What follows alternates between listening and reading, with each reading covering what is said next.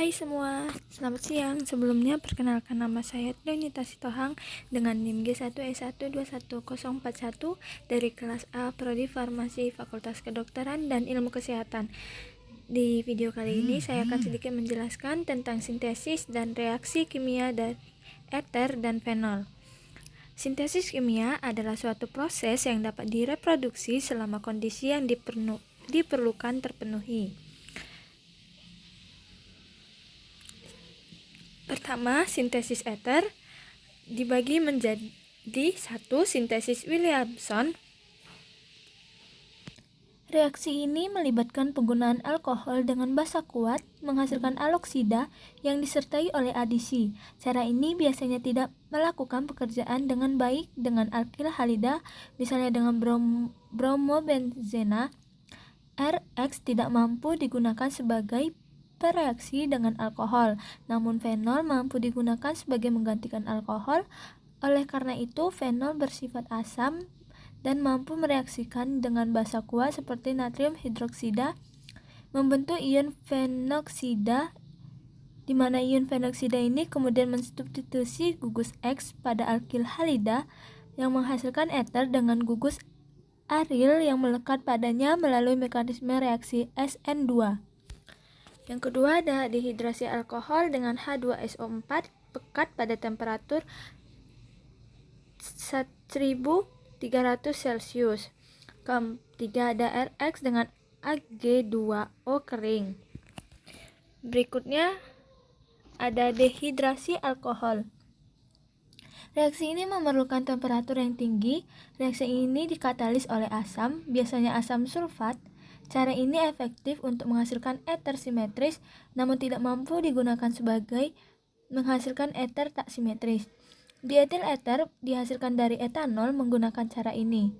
Eter siklik mampu pula dihasilkan menggunakan cara ini. Reaksinya 2ROH menghasilkan ROR tambah H2O. Berikutnya ada kondensasi Ullmann. Kondensasi Ullmann mirip dengan cara Williamson, kecuali substratnya yaitu aril halida. Reaksi ini umumnya memerlukan katalis, misalnya tembaga. Berikutnya adisi elektrofilik alkohol ke alkena. Alkohol mampu melakukan reaksi adisi dengan alkena yang diaktifasi secara elektrofilik. Reaksi ini contohnya R2C CR2 tambah ROH menghasilkan R2CHC OR R2. Katalis asam diperlukan agar reaksi ini mampu berlanjut, biasanya merkuri trifluoroasetat atau HgOCOCH2 dua kali digunakan sebagai katalis. Yang terakhir, pembuatan epoksida. Epoksida biasanya dibuat melalui oksidasi alkena. Epoksida yang sangat penting dalam industri yaitu etilena oksida yang dihasilkan melalui oksidasi etilena dengan oksigen. Epoksida pautannya mampu dihasilkan melalui dua cara. Yang pertama melalui oksidasi alkena dengan peroksi asam seperti asam metakloroperoksibenzoat atau MCPBA, dan kedua ada melalui substitusi nukleofilik intramolekuler halohidrin. Berikutnya reaksi kimia eter. Yang pertama ada reaksi substitusi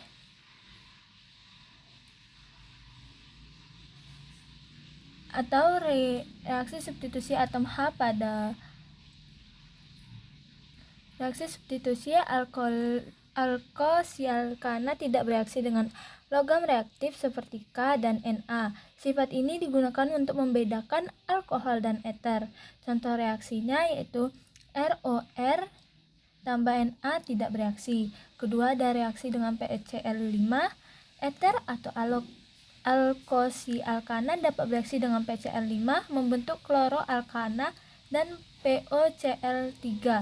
Reaksinya ROR tambah PCl5 menghasilkan RCl tambah RCl tambah POCl3. Dan ketiga, ada reaksi dengan asam halida. Jika asam halida X terbatas, maka reaksinya ROR tambah HX menghasilkan ROH tambah RXR lebih panjang dari R. Jika asam halida HX berlebih, maka ROR tambah HX menghasilkan RX tambah RX tambah H2. Yang terakhir ada reaksi oksidasi. Eter atau alkosi alkana bereaksi dengan O2 membentuk senyawa hidroperoksida. Di sini ada reaksinya, teman-teman bisa lihat sendiri di sini. Reaksi oksidasi di mana R2C mengikat H bereaksi dengan ROR tambah O2 menghasilkan R2C mengikat OOH dengan OR, di mana menggunakan gugus radikal. Berikutnya, sintesis fenol. Pertama ada hidrolisis klorobenzena atau Dow proses, yang dimana klorobenzena direaksikan dengan NaOH dengan suhu 350 derajat Celcius dan tekanan 4500 PSI, yang mana reaksi ini menghasilkan natrium fenolat dan melepas NaCl dan H2O. Natrium fenolat direaksikan dengan asam membentuk fenol. Teman-teman bisa lihat sendiri reaksinya ini, mana yang sudah saya jelaskan tadi mengenai reaksinya. Yang kedua ada fenol dari kumena. Senyawa kune terpotonasi membentuk ion oksonium dan menghasilkan rearesemen menjadi karbokation. Lalu karbokation direaksikan oleh nukleofil atau air dan mengalami rearesemen menghasilkan fenol dan aseton. Ini reaksinya. Dan terakhir ada peleburan garam Na-arisulfonat dengan NaOH. Natrium fenil sulfonat dengan NaOH akan menghasilkan natrium fenolat yang akan melepas natrium sulfida atau NaSO3 dan H2O. Natrium fenolat dengan asam H+ akan membentuk fenol dan melepas Na+.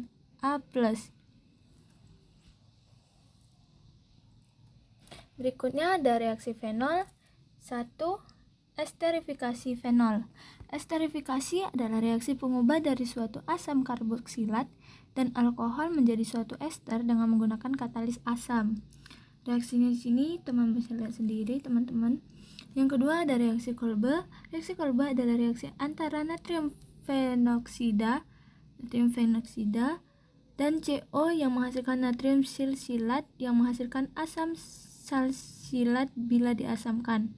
Natrium fenoksida tambah CO menghasilkan natrium silsilat.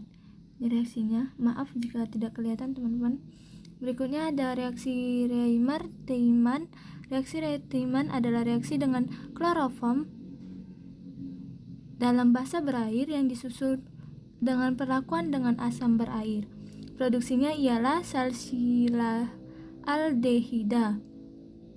Yang terakhir ada oksidasi fenol. Oksidasi fenol adalah reaksi antara 1,2 dan 1,4 di hidroksibenzene nitrokuinonon meliputi kuinon.